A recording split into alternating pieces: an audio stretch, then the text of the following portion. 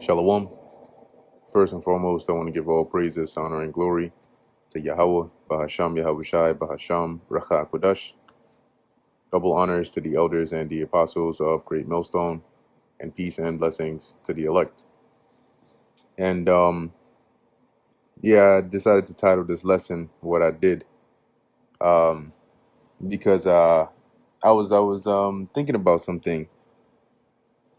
How today, if you look at especially here in the Western world, America and other parts, because America's cancerous influence has permeated really through a lot of the world, even some of these Eastern countries. But one of the tactics that Esau Edom used, similar to what the serpent did going back to the garden, is with first um, deceiving women into a false sense of empowerment, um, and then making that more potent by, you know, misguiding men, at least, right, into not being ambitious anymore, not really having a purpose, not really even knowing how to be men anymore, and just chasing tail and chasing women all day, every day. But one thing I notice is this is like the women's era, right? When you look all throughout history, women have been in different positions, but this is a time period in which um, they've become so careless, right? Because Esau has created an avenue. A lot of it is primarily through social media, where 95% of women on there are revealing, showing their bodies, shaking their ass. That's pretty much what like 90% of them do anyway. They're either showing ass pictures, half naked pictures, shaking their ass, some crazy gym fit, yoga pants tight and shit, doing hip thrusts and all that. Whatever the case is, if you look at any pages that are that if you see any of those pages, right? They probably got millions of followers or 100K followers, 500K followers, whatever the case is. And so you're seeing, or at least there's this shift of more and more women, like girls and women that would otherwise have just been normal people that go and, and try to just like make a regular living for themselves. But a lot of them are now going in that direction of um, exposing their bodies online for money, right? Or for attention or fame in the hopes of maybe getting money or something like that. And some of them would tell, look, life has become hard. Bills, they got to pay bills. So they push this kind of content. But meanwhile, all the while that they're doing this, we're living in the most dangerous times in all of history, right? In fact, I was about to go into this article, but I just saw another one that popped up on here where the U.S. it says here, U.S. strikes Iran's Sirik Island in retaliation to Hormuz ship attack.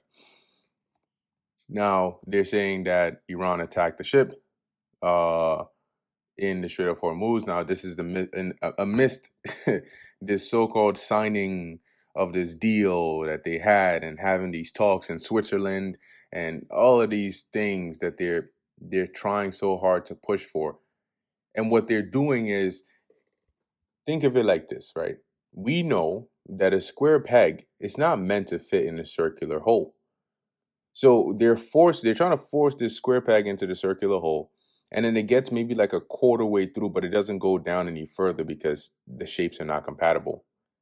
But they're still trying and trying and trying. And eventually what's going to happen is either the structure, the circular hole structure you're trying to um, use, either it gets disfigured or the square peg, well, that's, anyway, maybe when I use that word, the square device breaks or something along those lines happens.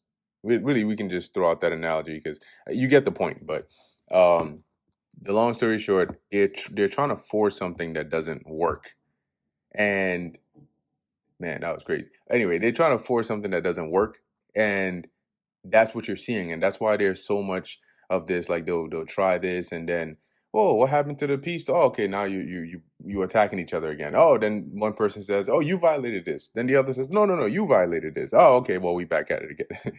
So it's this continual back and forth, this dragging, but it's nearly impossible to return to a time when there is no what a time before this war started, because they're not trying to come to some peace agreement because they actually want peace with each other. They just they're still enemies at heart, at least in the roles that they're playing, but they're trying to form some peace deal in terms of trying to come to some agreement of stopping attacking each other, right? Ceasing hostilities.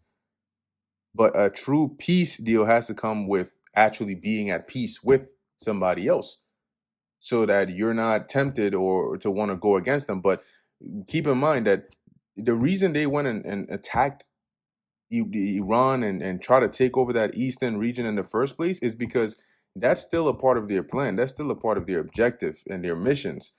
It's just now playing out and dragging out. But that's why it's hard for them to just say we're going to do a complete U-turn, because if they did a U-turn, you know what would happen? They would do a U-turn, drive about 5 miles in reverse, and then do another U-turn and come right back.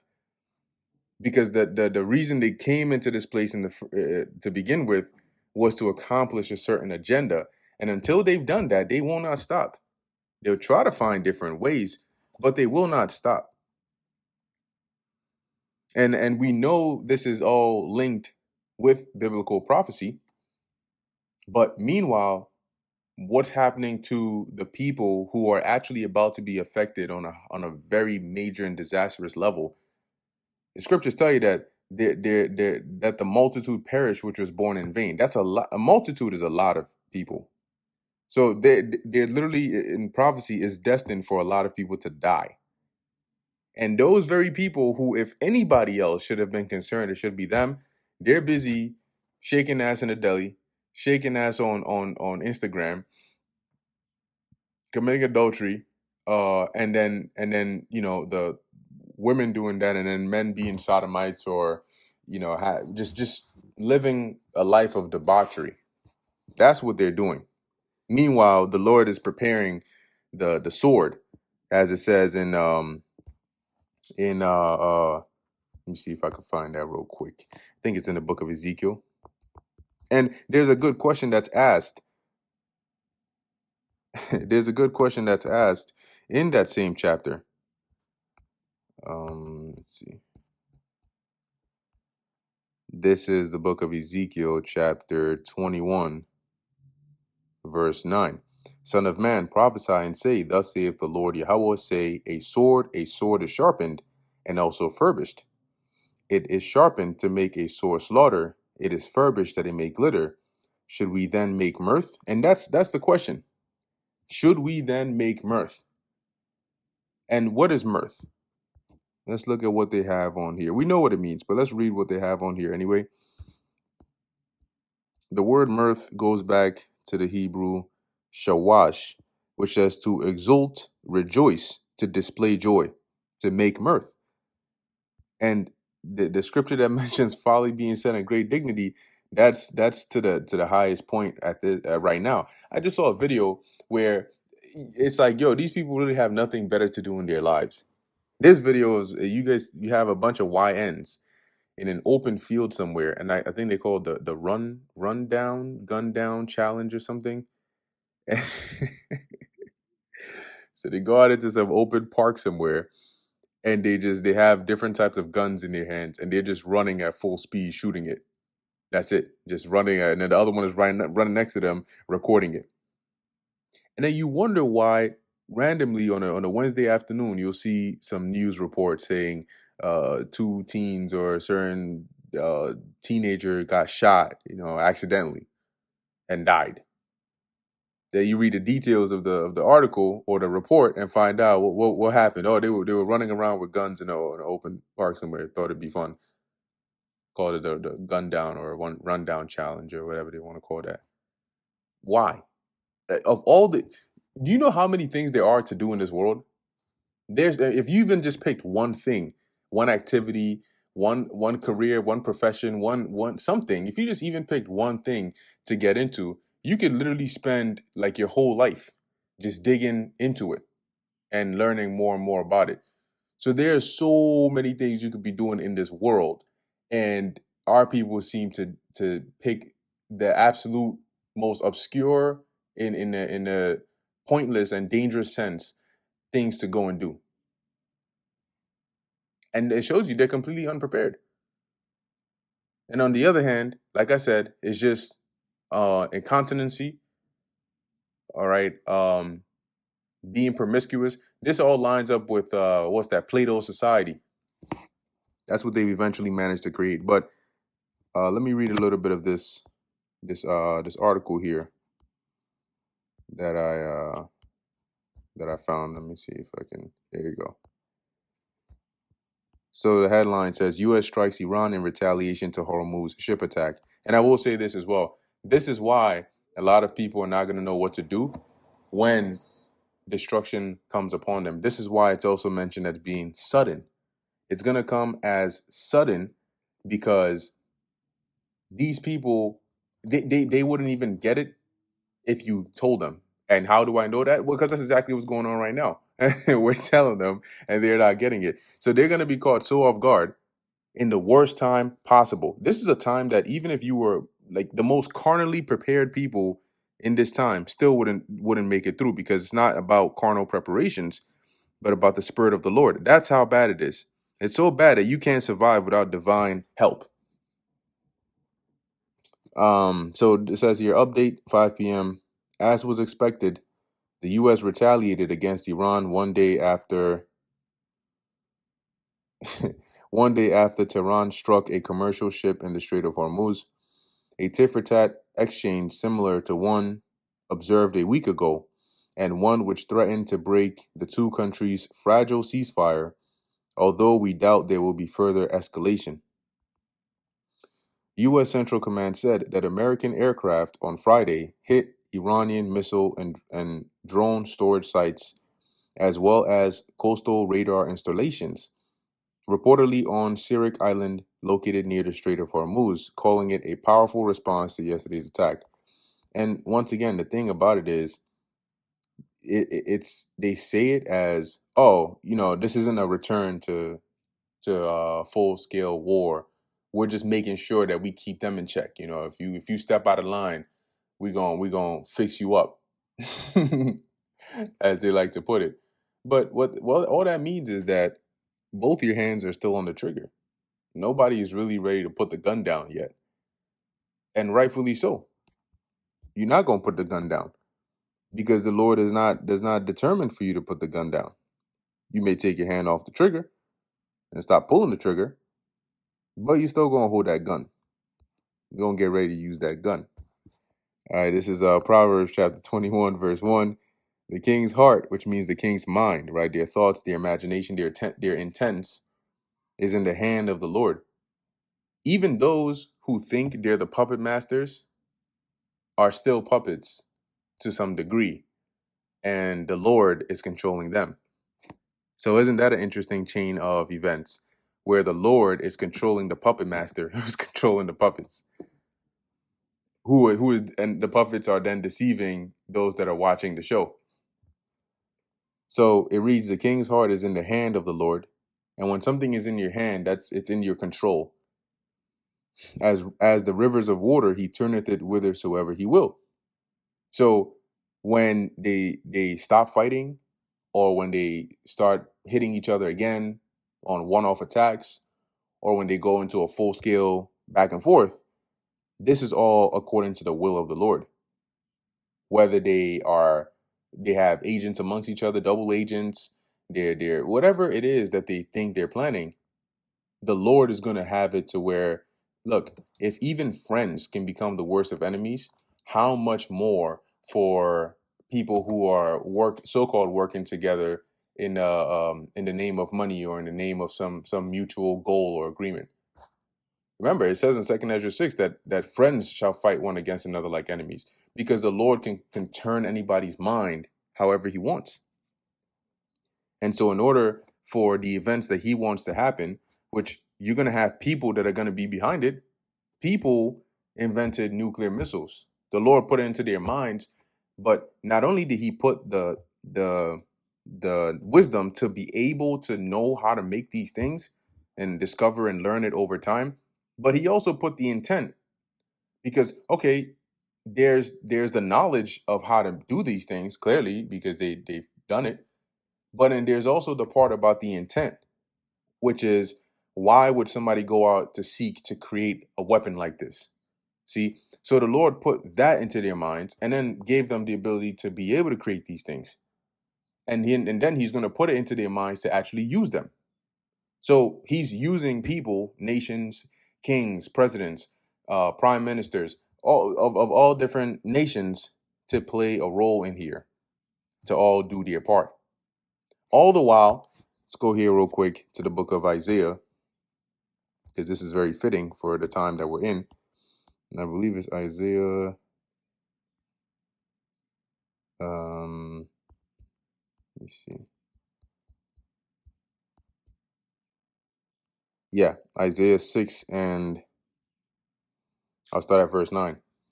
And he said, "Go and tell this people, hear ye indeed, but understand not, and see ye indeed, but perceive not.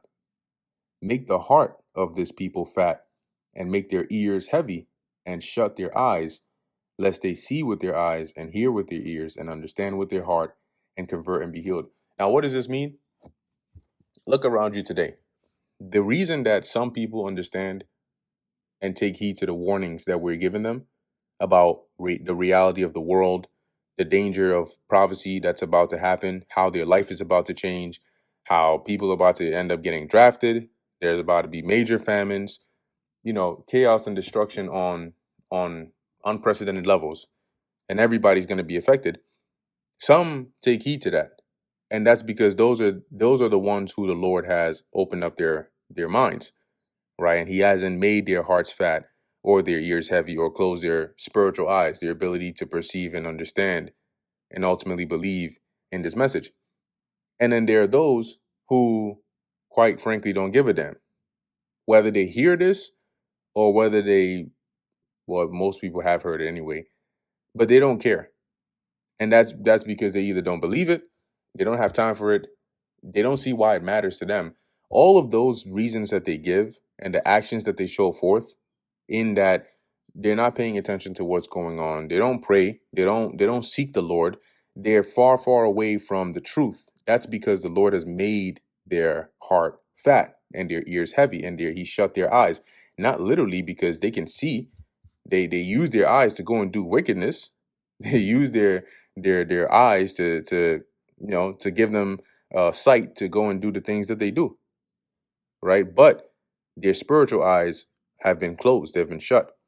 And the Lord said that would be the case because he didn't want them. There's some people the Lord doesn't want to actually understand and take the right actions to then be converted and healed. In verse 11, then said I, now why is that? Go ask the Lord. In verse 11, then said I, Lord, how long? So how long is this going to be? And he answered, until the cities be wasted without inhabitant, and the houses without man, and the land be utterly desolate. It's kind of like somebody tied up with a blindfold, laying on a railroad train track somewhere, and then somebody asks, "So how long are you going to leave them like that?" And then the person who tied them up responds, "Oh, until the train runs them over." Like, that's kind of like what the Lord is saying here. I'm not gonna lift this blindfold until they're actually hit by the things that they should have been warned about, before it came to them. So these people are going to be in this case until the sombering reality hits them, when they're quite literally forced to not be able to do the vain things that they spend their time doing. It says here, without inhabitant, in the houses without man, and the land be utterly desolate. You see that? That's what's going to be the case for a lot of people. That's how they get caught off guard. The Lord, the water to the Lord for lifting up our blindfolds so we could see. And we like, oh shit, yeah, we got to get out of here. But other people, I mean, hey, That's why we're here. We're telling them take off your blindfolds. They're like, nah, we good, man. I'm not taking nothing off. Don't touch me. Don't touch me. I keep my blindfold on. I like it just the way it is. All right, cool. So you go ahead and you continue in that path. But while you busy shaking ass, missiles are getting ready to fly, right? And the sword is being sharpened, and it's only getting sharper and sharper and sharper until the point where it's going to be used to slay. And may the Lord have mercy on us and our loved ones that we are not the targets of the slayer. So anyway, with that, I'm going to end it here. Lord willing, that was edifying to the elect. In closing, I want to give all praises, honor, and glory to Yahweh, Bahasham Yahweh Shai, Bahasham Rachak Wadash. And until next time, Shalom.